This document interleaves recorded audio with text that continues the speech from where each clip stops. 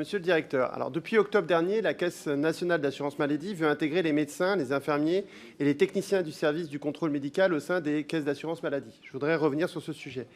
Le contrôle médical a un rôle essentiel. Il permet à la sécurité sociale de vérifier que le salarié est à son domicile et que l'état de santé justifie l'arrêt de travail prescrit. Mais le médecin conseil accompagne aussi les professionnels de santé ainsi que les assurés concernant la prévention. Or, c'est un sujet qui est au cœur de votre convention 2024-2029. Il est donc essentiel que le médecin conseil de la sécurité sociale soit indépendant. Or, avec cette réforme, nous craignons que l'objectif du gouvernement soit de contraindre les médecins à limiter les arrêts de travail et à exiger des médecins du contrôle médical à faire du chiffre.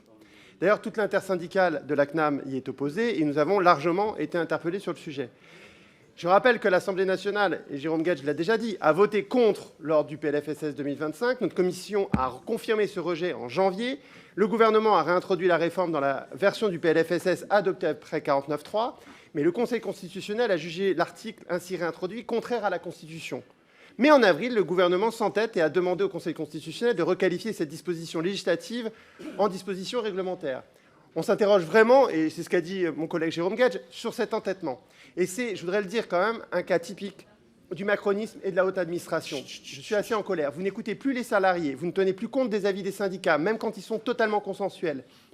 Vous ne respectez pas les votes de l'Assemblée nationale, et maintenant vous tentez de, c'est pas vous, mais le gouvernement, et je voudrais quand même avoir votre avis, vous tentez de tordre le bras au Conseil constitutionnel. Alors, monsieur le directeur, ma question est relativement simple. Quel est votre avis?